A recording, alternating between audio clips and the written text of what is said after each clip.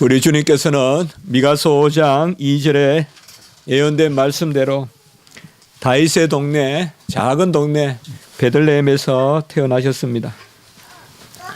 한 사람이 태어나는 것이 어찌 그리 큰 일이겠습니까마는 성경은 주님이 이 땅에 오신 것, 그것을 중요하게 여기지만은 더 중요하게 여기는 것은 바로 그분이 누구신가?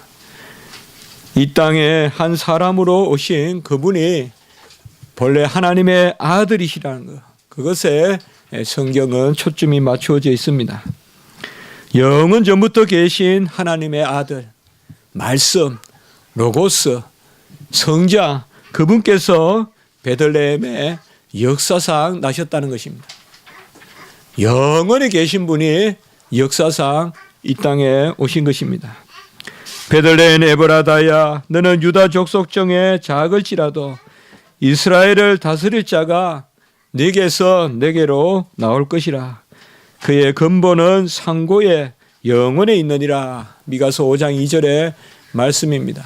그의 근본은 상고에, 상고니까 옛날 중에 옛날, 그러니까 영원히, 그래서 상고에 영원에 있느니라 라고 이렇게 말했습니다. 사라와 한나도 하나님의 은혜로 아기를 낳게 됩니다. 죽은 듯 방불한 사라의 태를 여셔서 하나님이 생명을 주셨고, 한나도 불임의 몸이 되게 하셨는데 간절한 기도를 들으시고 태를 열어서 아이를 낳게 하셨습니다. 사라와 한나는 아브라함과 엘가나를 남편으로 두고 그들 사이에서 이삭과 사무엘을 낳게 되었습니다.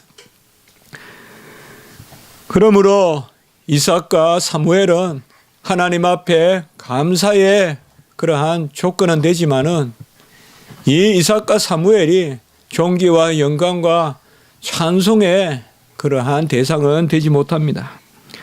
그러나 우리 주님 예수 그리스도는 마리아에게서, 동정녀 마리아에게서 성령으로 잉태하여 오직 하나님의 은혜로 이 땅에 나신 분이시기 때문에 그분은 감사의 조건이 될 뿐만 아니라, 우리 주님은 감사의 조건이 될 뿐만 아니라 존귀와 찬양과 경배와 예배를 받으시는 그 대상이 또한 되시는 것입니다.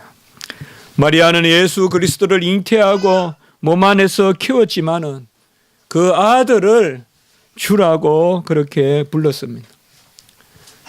잉태 후 엘리사벳을 찾아갔는데 이미 엘리사벳은 6개월이 된 세례 요한을 복중에 잉태하고 있었습니다. 그때 그 세례 요한이 복중에서 뛰어서 아기 예수께 경배하는 그것을 통하여서 마리아는 자신이 잉태한 그 복중의 태아가 바로 주님이시라는 것을 다시금 생각하게 되었습니다. 마리아가 이르되 내 영혼이 주를 찬양하며 내 마음이 하나님 내 구주를 기뻐하였으면 그 여종의 비천함을 돌보셨습니다 라고 이렇게 말하고 있습니다. 어머니가 그 복중의 태아를 주라고 이야기하고 구주라고 이야기합니다. 주는 쿠리오스, 구주는 소테르. 바로 주란 말은 나를 핏값으로 산 사람이란 뜻입니다. 구주라는 것은 나를 구해내신 분, 수렁에서 늪에서 물에서 건지신 분. 그래서 마리아가 이 아기 예수를, 복중에 계신 아기 예수를 주라고 부르고 내 구주라고 부르고, 그 복중의 예수가, 그 복중의 태아가 나를 비천한 데서 돌보셨다, 여종의 비천함을 돌보셨다라고 이렇게 말하고 있습니다. 어미가 그 복중의 아기를 두고 여종이다라고 이렇게 표현하고 있습니다. 엘리사벳도 마리아의 복중의 생명을 두고 내 주라고 불렀습니다. 그래서 엘리사벳은 마리아에게 내 주의 어머니가 내게 나오니 이 어찌 일인가라고 이렇게 말하고 있습니다. 주는 야훼요 여호와요 스스로 계신 분이요 아도나이요 영원한 하나님의 칭호입니다. 그런데 어찌 마리아가 주의 어머니라고 이렇게 칭호를 받을 수 있겠습니까? 지난 주간에 우리가 말씀을 보았지만은 마리아는 오직 큰 은혜를 입고 예수 그리스도를 잉태하신 것입니다. 마리아가 주의 어머니가 되신 것은 오직 큰 은혜로 말미암은 것입니다. 말구유에 오신 예수 그리스도는 누구보다 가장 먼저 그 어머니의 존귀와 찬양과 찬송을 받은 것입니다. 누가복음 1장 42절에 1절에 보면 엘리사벳이 마리아가 무난함을 들으매 아이가 복중에서 뛰노는지라. 44절에 보면 보라 내 무난하는 소리가 내 귀에 들릴 때에 아이가 내 복중에서 기쁨으로 뛰어놀았도다. 우리가 아기 예수 그리스도의 잉태와 또 출생의 그런 소식을 통하여서 보면 계속 반복되는 것이 뛰어놀고 또 찬미하고 또 주라고 부르고 아까도 보셨지만은 쿠리오스, 쿠리오스란 말은 영어로 하면 Lord, 주, 그리고 구주라고 하면 영어로 말하면 Savior, 바로 우리를 구해내시는 분. 계속 아기 예수를 이렇게 찬양합니다. 세례 요한은 복중에서 예수님을 찬양했습니다. 그리고 동방의 박사들은 먼 곳에서 예수 그리스도를 별을 보고 찾아와서 황금과 유향과 모략으로 예수 그리스도를 찬미했습니다. 동방의 박사들을 이방의 술사다 이렇게 주석하는 경우도 있지만 그건 너무 과한 주석이고 이스라엘 백성이 흩어져 살게 되거든요. 그걸 우리가 디아스포라라고 하는데 이스라엘 백성이 아수르에 멸망할 때부터 각지에 흩어져 사는데 이미 먼 곳에서 살게 됩니다. 저 메소포타미아 지역에도 살게 되고 또 강야의 끝쪽에도 살게 되고 멀리는 저쪽 서쪽으로도 멀리 그 성까지 키프로스 섬 이런 섬까지도 가고 또 동쪽으로는 인도 멀리 흩어져 살아요. 이 이스라엘 백성이. 그래서 바로 동방의 박사들은 이스라엘에 흩어진 그런 백성들이 황금과 유향과 모략을 가지고 그러니까 흩어진 백성이 한 곳에서 모였다라고 우리가 생각해 볼 수가 있어요. 이 동방의 박사들이 왔다는 것은. 그리고 그들은 메시아를 기다렸던 사람일 수가 있어요. 그래서 별을 보고는 지시함을 받은 거예요. 아, 메시아가 지금 어디에 오시는구나. 그래서 황금은 바로 예수 그리스도의 왕권을 뜻합니다. 우리가 자주 나누지만 주님은 자기 자신을 주심으로 우리를 다스리시는 그 예수 그리스도의 왕권을 이미 기념하고 감사하는 것입니다. 사실상 다스림을 바라면서 이미 다스림을 감사하는 표로 황금을 아기 예수에게 드리고 유향은 하늘 성소의 향기를 뜻합니다. 이것은 바로 믿음의 고백,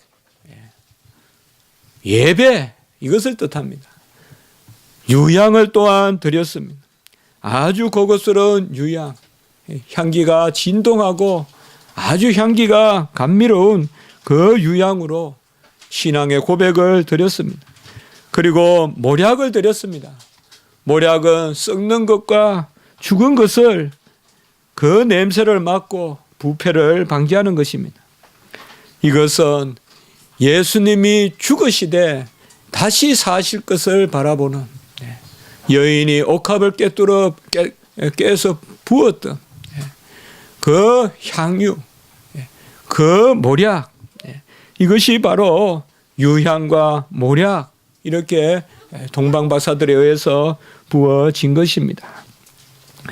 동방의 박사들은 예수님이 자기 자신을 드려서 향기로운 제물로 드려서 우리를 왕으로 다스리는 그 드리신 자신을 우리에게 주실 것을 미리 바라보고 그것을 경배한 것입니다.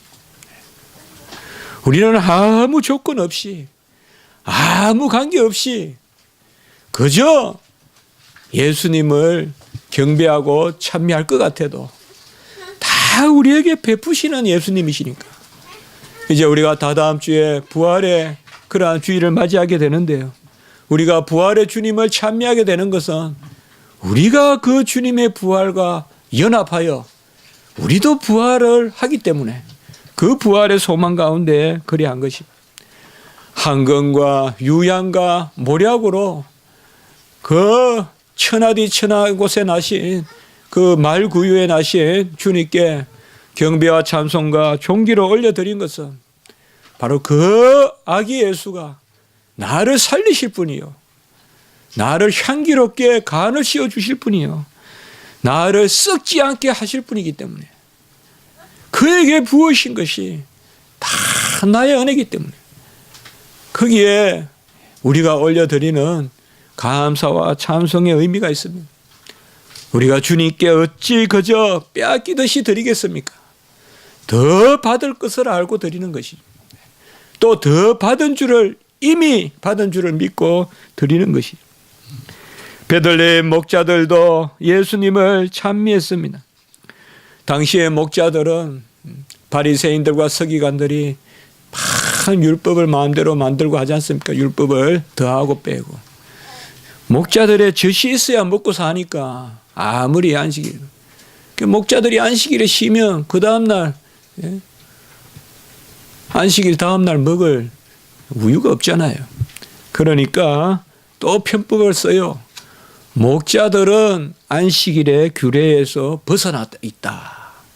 그러니까 한마디로 천한 대접을 받는 거예요. 이스라엘 그 당시의 역사를 읽어보면 그런 것이 나오더라고요. 그러니까 이 목자들은 상당히 저급한 취급을 받았던 사람들이에요. 안식일에도 매일 양을 돌보는 종교의 의식과 안식일에 참여할 수 없었던, 그러니까 어떻게 보면 가장 빛이라. 그 경내의 종들조차도 안식일에 참여하는데 율법에 따라서 바로 경외, 변방, 경계에서 양을 치는, 아마 베들레헴에 나가는 지경에서 목초지에서 양을 치는 이 목자들, 어떻게 보면 가장 천한 목자들이라고 할 수 있어요. 예배를 모르는 목자들이라고 할 수 있어요. 찬미와 존귀와 영광을 성전에서 올려드려 본 적이 없는 목자들이라고 할 수 있어요. 그 천한 목자들에게 천사의 노래가 그들의 입술에 들어간 것이에요. 무서워하지 말라. 온 백성에게 미칠 큰 기쁨의 소식을 너희에게 전하노라. 이 목자들에게 큰 기쁨의 소식을 전하노라. 오늘 다윗의 동네에 구주가 나셨으니 곧 그리스도 주시니라. 주님이 가장 천한 말구유에 나신 것은 가장 천한 목자들, 가장 천한 백성들을 구하러 오신 것입니다. 빛은 어둠의 마지막까지 들어갑니다. 빛은 굴절해서라도 들어갑니다. 끄트머리까지 들어오십니다. 참빛이신 우리 주님 예수 그리스도는 어떤 어두움에 신음하는 사람의 영혼도 밝혀주시고, 아무리 어두운 데서 몸을 떨고 그 가운데 거하는 천한 사람도, 어둠에 속한 사람도, 강도와 같은 사람도 주님께서 구하십니다. 이 천한 목자들에게 천군 천사의 찬양이 울려 퍼지는 것입니다. 지극히 높은 곳에서는 하나님께 영광이요, 땅에서는 기뻐하신 사람들 중에 평화로다라는 이 노래가 울려 퍼진 것입니다. 이거보다 더 큰 영광이 목자들에게 어디 있겠습니까? 지극히 높은 곳에서는 하나님께 영광이요, 땅에서는 하나님이 기뻐하심 사람들 중에 평화로다. 이것을 원어 그대로 써보면 우리 번역에는 2소절로 되어 있지만 성경 원어 그대로 하면 3소절로 되어 있습니다. 지극히 높은 곳에서는 하나님께 영광이요, 땅에는 평화가 있으리니 하나님의 기뻐하심을 입은 사람들 가운데서로다. 이렇게 번역이 될 수 있어요. 땅에는 평화가 있으니, 지극히 높은 곳에서는 하나님께 영광이요, 땅에서는 평화가 있으리니. 그래서 하나님께 영광과 땅의 평화를 같이 연결시키고, 이것이 바로 하나님의 기뻐하심을 입은 자들에게로라.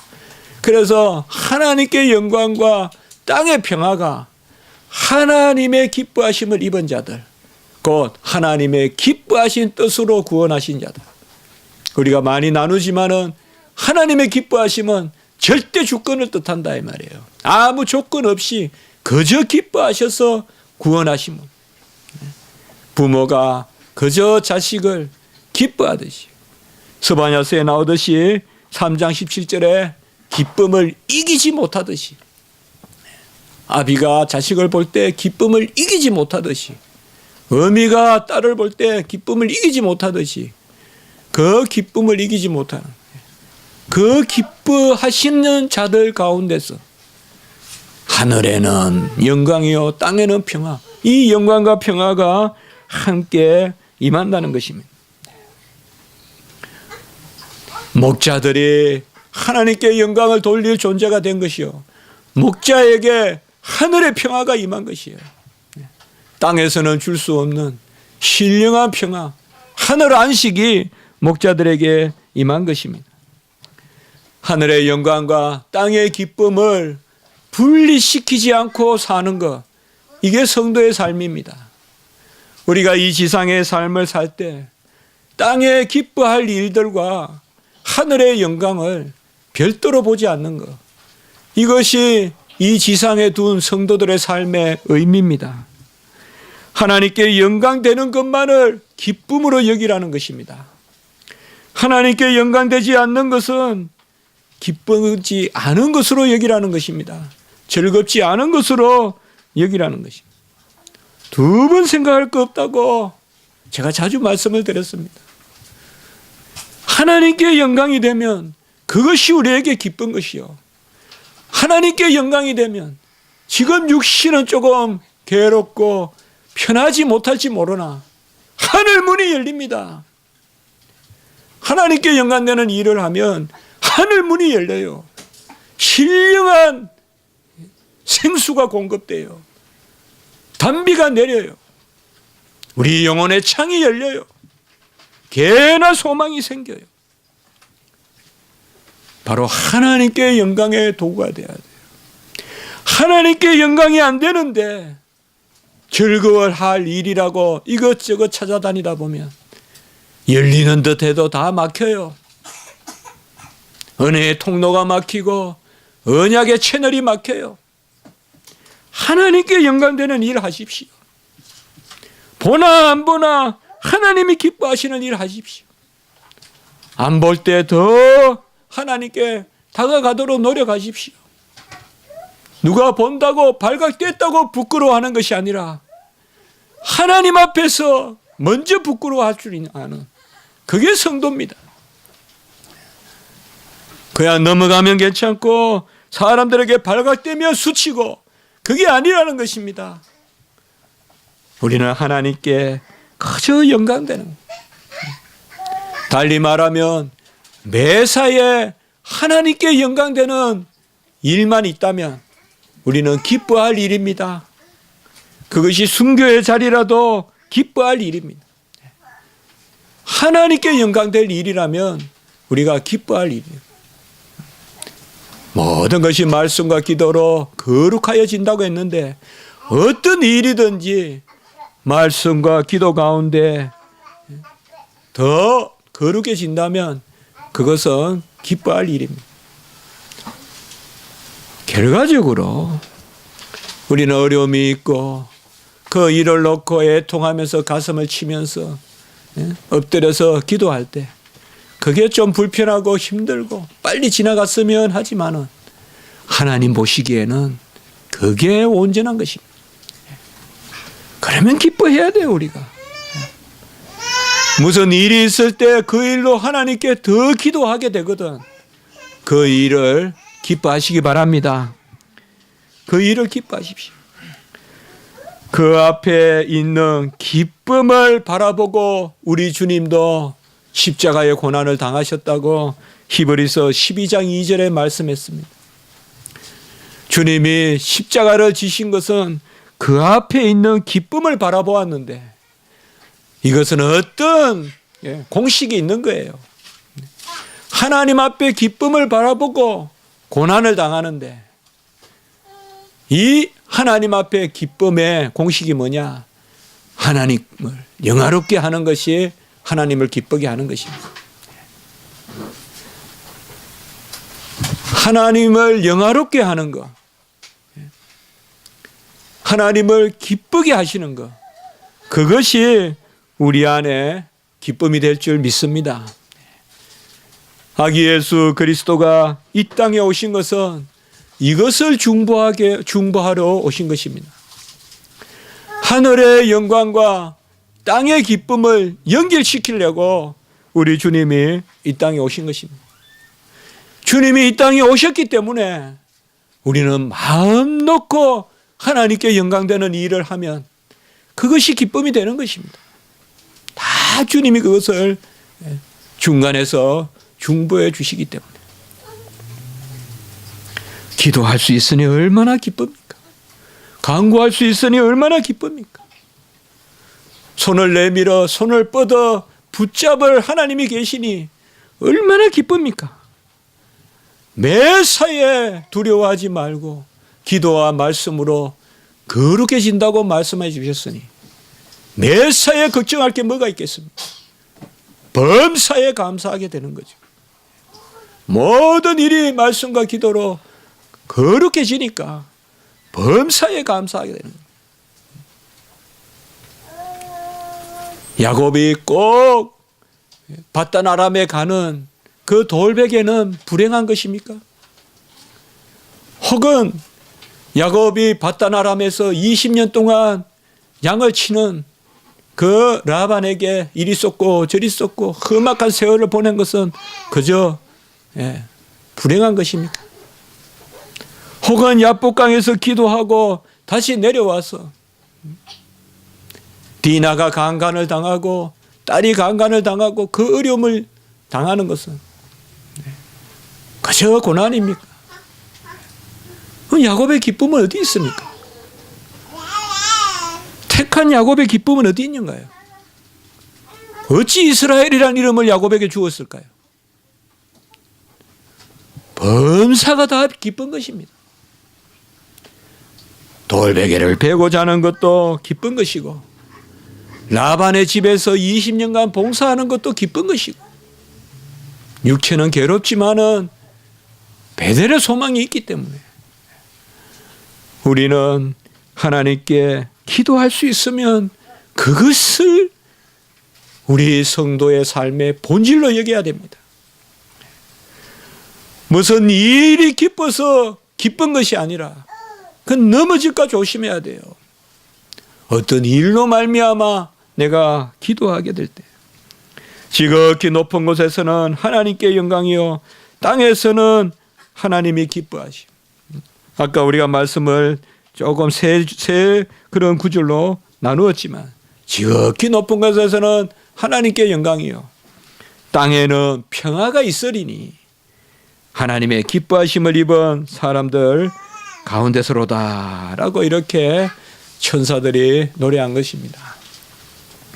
우리 주님이 이 땅에 오신 것은 하늘의 영광과 땅의 평화를 연결시키기 위한 것입니다.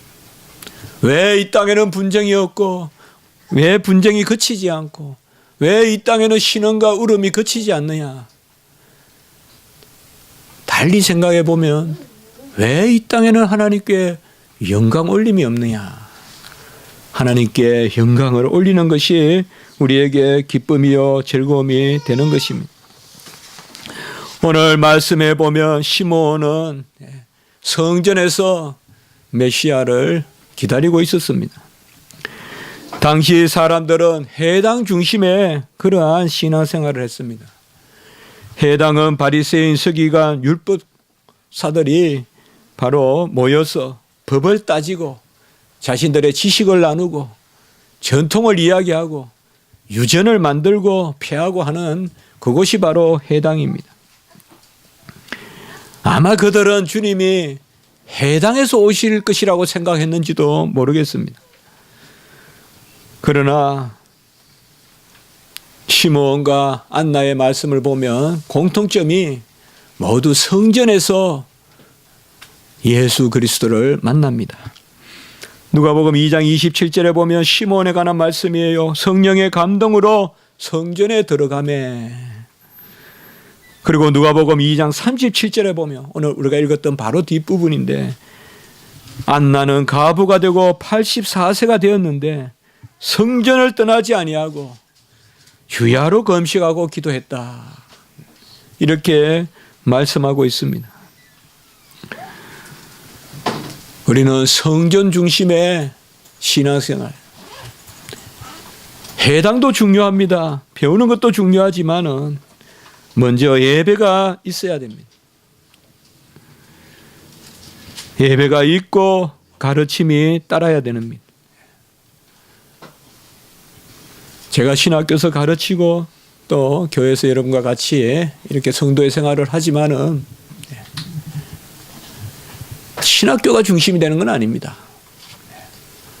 회당이 중심이 되는 건 아니에요. 신학을 가르치고 논하는 것은 너무 중요한 일이지만 그것은 모두 예배로 흘러 들어가야 되고 예배로부터 흘러나와야 돼요. 예배와 단절된 신학교가 되면 그건 신학교는 의미가 없는 거예요. 그거는 초라한 형에만 있을 뿐이에요.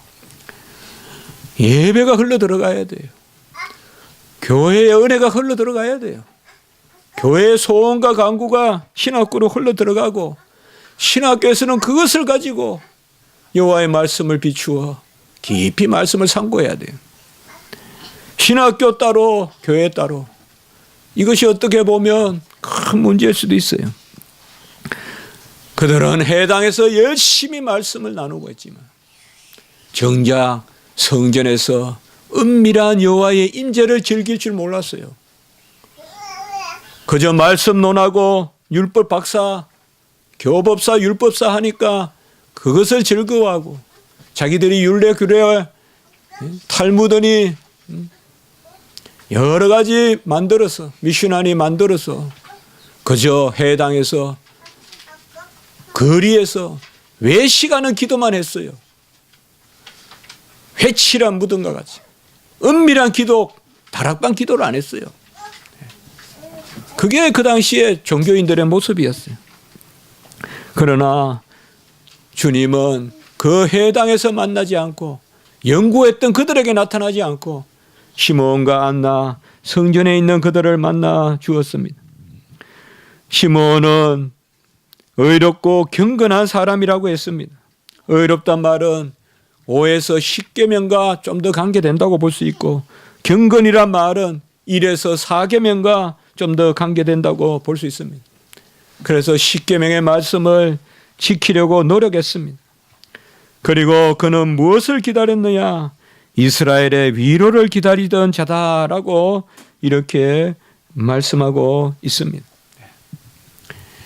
바로 말씀을 열심히 순종하려고 노력하면서 의롭고 경건하면서 이스라엘의 위로를 기다렸는데 특별히 이 시므온은 성령이 충만했어요. 짧은 구절에 성령이 3번이나 나와요. 성령이 그 위에 있고 성령의 지시를 받고 성령의 감동으로 성전에 들어가고 우리 성도님들의 삶 성령의 역사가 있어야 돼요. 기도해야 돼요. 우리 음성이 우리 음성으로 들려서는 안 돼요. 내 기도의 음성이 내 소리로 들려서는 안 돼요. 주님 주시는 소리로 기도해야 돼요. 주님이 나에게 역사하셔서, 주님이 내 입을 여시고 심령을 여셔서 성령이 지시하고 성령이 임하고 성령이 감동해서